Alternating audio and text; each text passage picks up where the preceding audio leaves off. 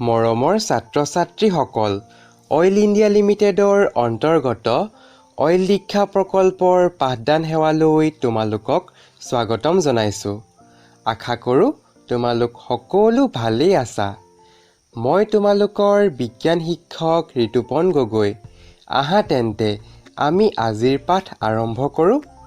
আমি আগৰ কেইটা ক্লাছত ক্লাছ 6ৰ বিজ্ঞান বিষয়ৰ তৃতীয়টো অধ্যায় আহৰ পৰা কাপোৰলৈ নামৰ পাঠটিৰ কেইবাটাও বিষয়বস্তু যেনে কাপোৰৰ প্ৰকাৰ, আঁহ, কিছুমান উদ্ভিদজাত আঁহ, কপাহৰ পৰা সূতা কটা আৰু সূতাৰ পৰানো আমি কেনেকৈ কাপোৰ প্ৰস্তুত কৰোঁ সেই বিষয়ে শিকিলোঁ।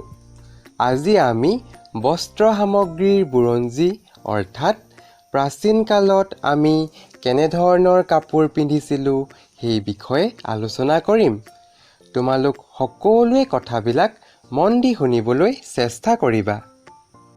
ছাত্ৰ-ছাত্ৰীসকল, আজিৰ বিষয়বস্তুটো আৰম্ভ কৰাৰ আগতে তোমালোকে বিজ্ঞান কিতাপখনৰ 22 নং পৃষ্ঠাটো উলিয়াই ল'বাচোন। তোমালোকৰ পাঠ্যপুথিৰ 22 নং পৃষ্ঠাত থকা বস্ত্ৰ সামগ্ৰীৰ বুৰঞ্জীৰ বিষয়ে আমি আজি আলোচনা কৰিম। আমি আগৰ কেইটা ক্লাছত বিভিন্ন ধৰণৰ কাপোৰ, আঁহৰ পৰা সূতা কটা আৰু সূতাৰ পৰানো আমি কেনেকৈ কাপোৰ প্ৰস্তুত কৰোঁ সেই বিষয়ে শিকি আহিছোঁ, নহয় জানো? তোমালোকে বাৰু জানানে, প্ৰাচীন কালত অৰ্থাৎ আজিৰ পৰা হাজাৰ হাজাৰ বছৰৰ আগতে মানুহৰ ওচৰত কোনো ধৰণৰ কাপোৰ নাছিল। তেতিয়া মানুহবোৰে নিজৰ লাজ নিবাৰণ কৰিবলৈ কি পিন্ধিছিল বাৰু? তোমালোকে অলপ হ'লেও অনুমান কৰিব পাৰিছানে?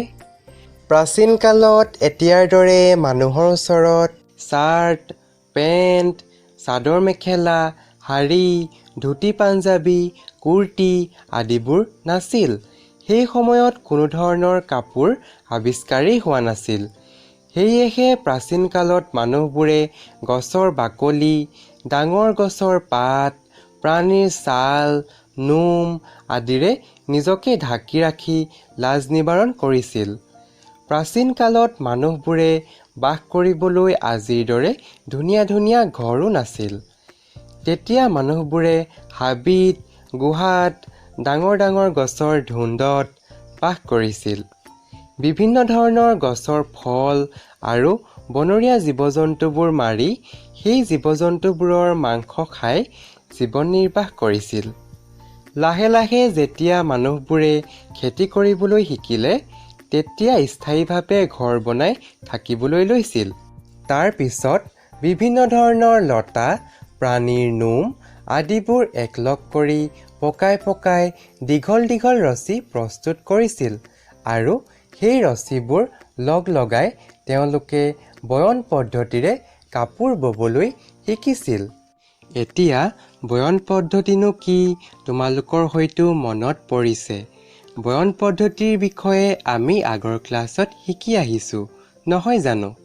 যিটো পদ্ধতিৰে প্ৰস্তুত কৰিবলৈ লোৱা কাপোৰখনৰ দীঘল সূতাবিলাক দীঘ আৰু পথালিৰ সূতাবিলাক বাণী হিচাপে লৈ সূতাবোৰ সংলগ্ন কৰি কাপোৰ প্ৰস্তুত কৰা হয়, সেই পদ্ধতিটোক বয়ন পদ্ধতি বুলি কোৱা হয়।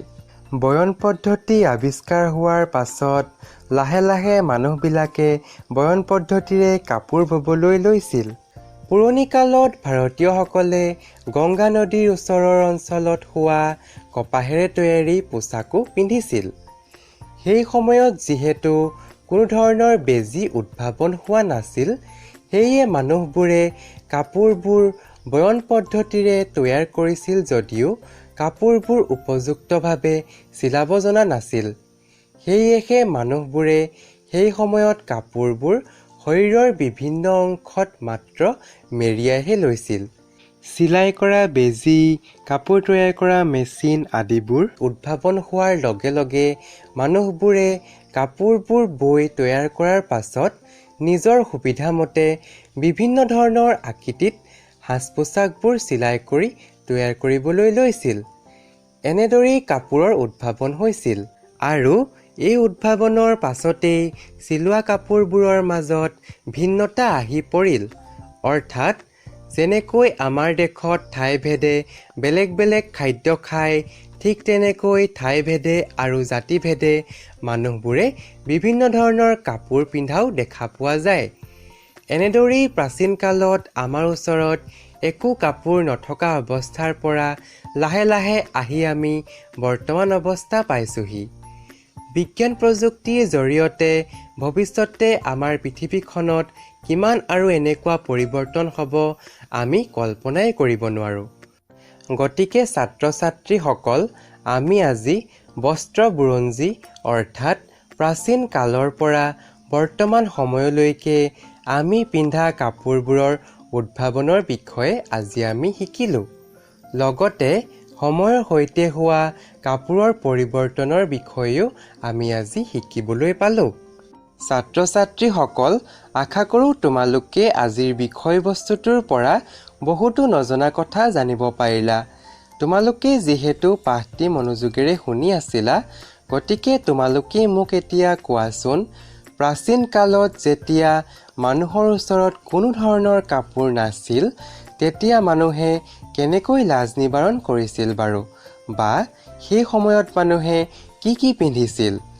এই প্ৰশ্নটোৰ উত্তৰ দিবলৈ হ'লে তোমালোকে ভিডিঅ'টোৰ কমেণ্ট ছেকশ্যনত গৈ উত্তৰটো কমেণ্ট বক্সত লিখি আমালৈ প্ৰেৰণ কৰিব পাৰিবা। লগতে ভিডিঅ'টো চাই কেনেকুৱা পালা জনাবা।